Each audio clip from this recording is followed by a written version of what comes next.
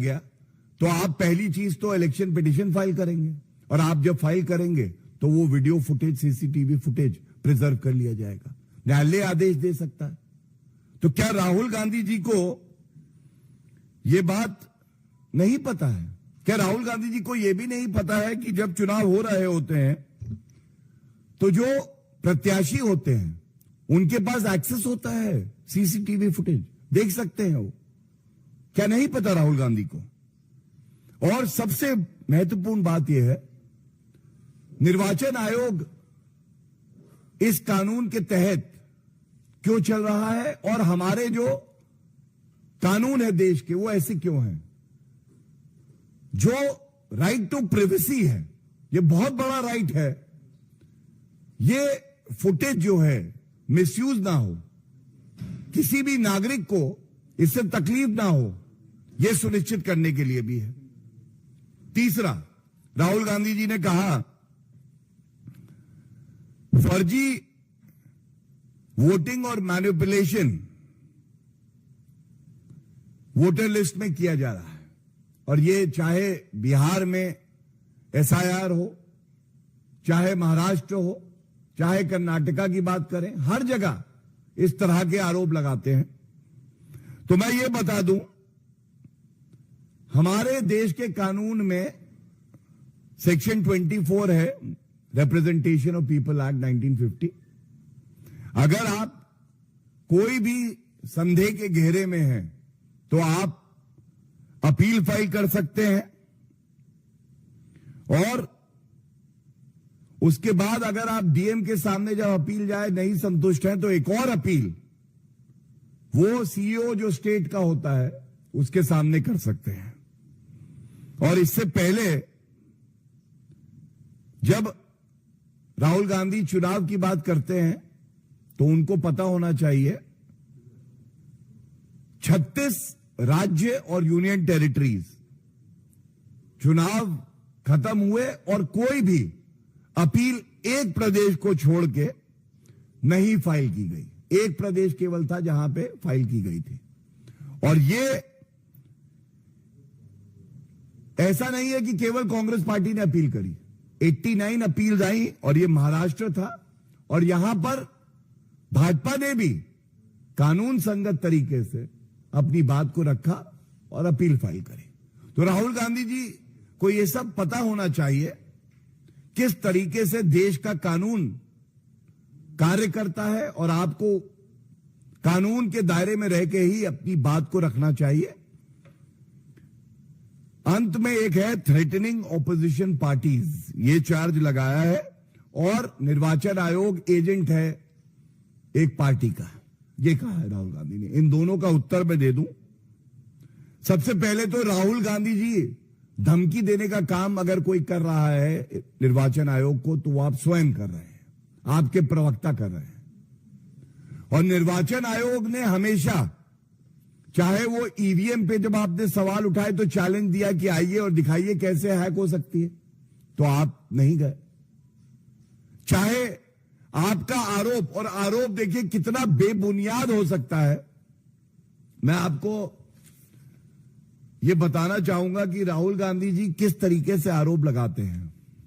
राहुल गांधी जी ने 3 फरवरी 2025 को कहा कि महाराष्ट्र में 70 लाख वोटर बढ़े हैं, 70 लाख, 3 फरवरी 2025। 7 फरवरी 2025 को प्रेस वार्ता में राहुल गांधी स्वयं कहते हैं कि 39 लाख वोटर बढ़े हैं, 39 लाख। लेकिन बिहार का चुनाव आता है, और बिहार में जब राहुल गांधी जाते हैं 9 जुलाई 2025 को, कहते हैं कि 1 करोड़ वोटर बढ़े हैं, 1 करोड़। मैं ये पूछना चाहता हूं आज यहां से, इलेक्शन कमीशन ऑफ इंडिया ने अपने जवाब में, जो मैं लेके आया हूं मेरे समक्ष है, 24 दिसंबर 2024 को प्रेस रिलीज में बताया 40 लाख वोटर फाइनली बढ़े हैं। तो आप सोचिए, राहुल गांधी का सफर 39 लाख, फिर उसके बाद 70 लाख, और ये संसद के पटल पे, और उसके बाद 1 करोड़ बिहार में प्रदर्शन करते हुए, और अगले दिन सर्वोच्च न्यायालय में मामला लंबित था, लगा हुआ था, लेकिन प्रदर्शन कर रहे 1 crore voter, 1 crore voter. Election commission कह रहा है 40 लाख। राहुल गांधी जी इतने कंफ्यूज्ड क्यों हैं? राहुल गांधी जी इतना झूठ क्यों बोलते हैं? राहुल गांधी जी, हम गलत है ना, चुनौती स्वीकार करिए, निकलिए जहां छुपे हुए हैं। कृपया करके, मैंने तारीख के साथ बताया, उत्तर दीजिए देश को कि आप किस तरह से महाराष्ट्र के संदर्भ में भी झूठ बोल रहे हैं। और अगर निर्वाचन आयोग का आंकड़ा, जो कि मैंने आपको तिथि के साथ बताया, गलत था, आप किस न्यायालय में गए? यह बात जरूर है कि बॉम्बे हाईकोर्ट गए थे, वहां इनकी याचिका निरस्त कर दी गई। तो ये तथ्य जो मैंने आपके सामने रखे, ये इतने गंभीर हैं। ये राहुल गांधी की परिपक्वता पे सवाल तो है ही, लेकिन उनकी नीयत पे सवाल है। उनकी मंशा क्या है? क्या भारत के लोकतंत्र को कमजोर करने की मंशा है उनकी? क्या जिम्मेदारी से वो अपने कर्तव्य का निर्वहन नहीं कर सकते? और इसके साथ ही कितने अपरिपक्व हैं, मैं आपको कुछ आंकड़े और दे रहा हूं, ये बहुत महत्वपूर्ण है। राहुल गांधी जी को कोई गंभीरता से इसीलिए नहीं लेता। आप सुनिए, राहुल गांधी ने दावा किया बेंगलुरु सेंट्रल में 7 असेंबली सीट्स हैं। सत्य क्या है? 8 हैं। तो मैं पहले पूछना चाहता हूं, आप निर्वाचन आयोग पे आरोप लगाने जा रहे हैं। केजी का बच्चा जानता है आरोप लगाओ तो पहले तथ्य चेक करो, सही होने चाहिए। देश भर के सामने निर्वाचन आयोग को धमकी दे डाली, गलत शब्द कहे, अभद्र भाषा का इस्तेमाल किया, और आपको यह तथ्य नहीं पता है कि वहां सीटें 7 हैं कि 8 हैं। क्या उनकी गंभीरता पे सवाल नहीं उठेगा?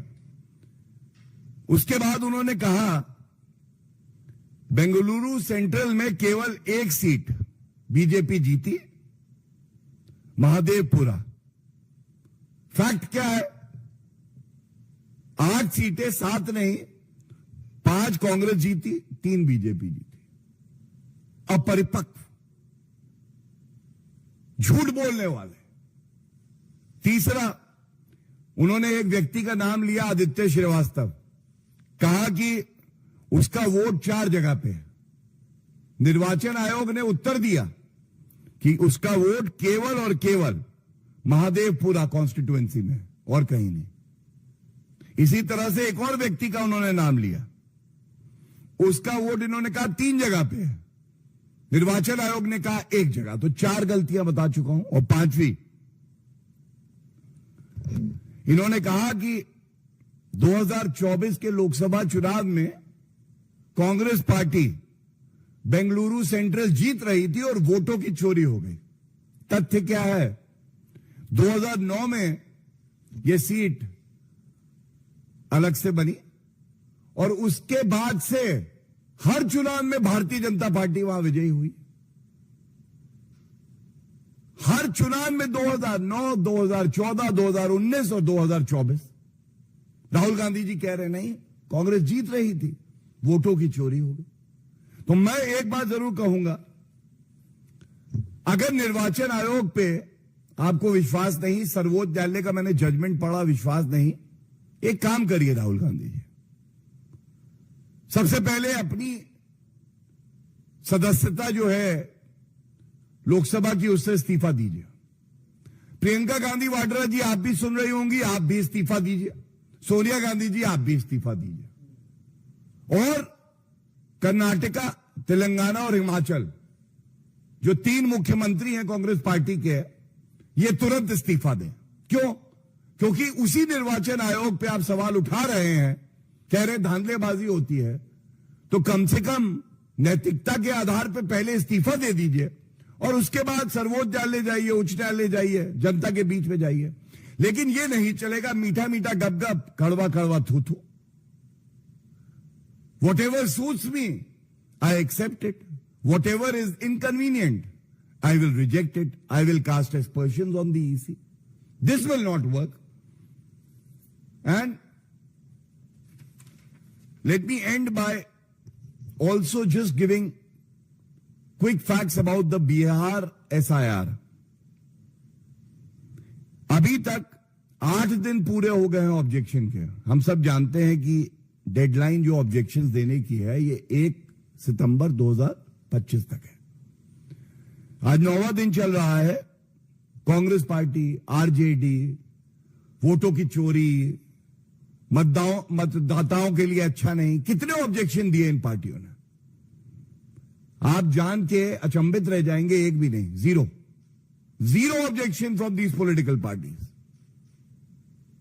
अगर आप कहते हैं गलत हो रहा है तो कम से कम ऑब्जेक्शन तो देते हैं नहीं. और इसकी वजह क्या है? ये सब प्रोपेगेंडा केवल और केवल मीडिया में सुर्खियां बटोरने के लिए है. जानते हैं कि जब हलफनामा देंगे, डिक्लेरेशन देंगे तो ये कानूनी अपराध है कि झूठ बोले, तो आपको सजा हो सकती है. इसलिए कभी भी हलफनामा राहुल गांधी नहीं देंगे. केवल हवाई बातें मीडिया में करेंगे. और इसके साथ ही मैं ये कहूंगा, आदरणीय प्रधानमंत्री श्री नरेंद्र मोदी जी ने विश्वसनीयता का मॉडल दिया. जनता का विश्वास जीतना पड़ता है. डिलीवरी का मॉडल दिया, विकास का एक मॉडल दिया. और तभी बार बार भारतीय जनता पार्टी और जो एनडीए के घटक दल हैं वो चुनाव जीत रहे हैं. चुनाव जीते भी जाते हैं, आप हार भी जाते हैं. लेकिन एक कमजोर खिलाड़ी, एक ऐसा खिलाड़ी जो देश से नफरत करता है, ही ऐसे बचकाने, झूठे, अमर्यादित और अपरिपक्व बयान देगा जैसे राहुल गांधी दे रहे हैं. Thank you. If there are any questions I would love to take them. या प्लीज.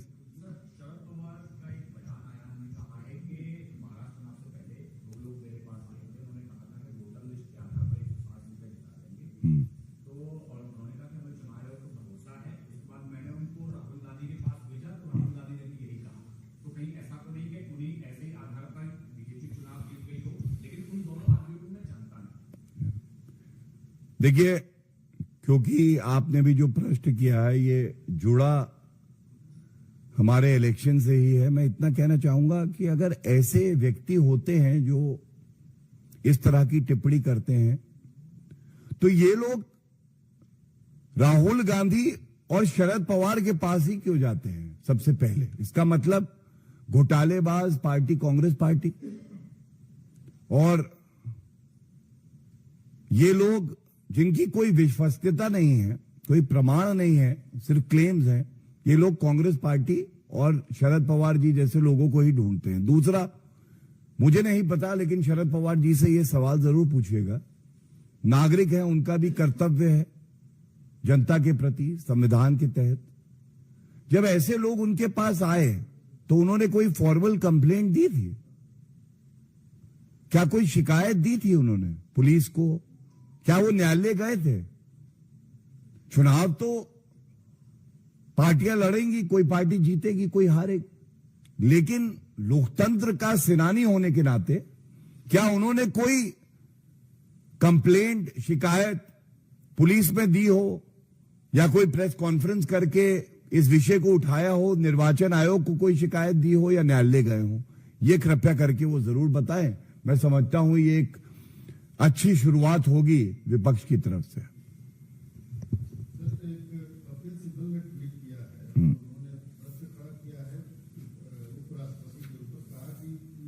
इस टॉपिक पे पहले और कोई सवाल हो उसके बाद.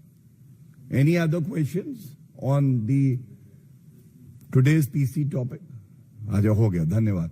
कोई प्रश्न नहीं है, अब आप पूछिए. कपिल सिब्बल ने कहा है कि देश जानना चाहता है कि उपराष्ट्रपति कहाँ हैं, सेफ हैं कि नहीं हैं, इनकम्युनिकेटेड क्यों हैं. देश के गृह मंत्री को उन्होंने बोला है उसमें कि आपको पता है कि कहाँ हैं, उनकी सुरक्षा और रक्षा देश के लिए जरूरी है.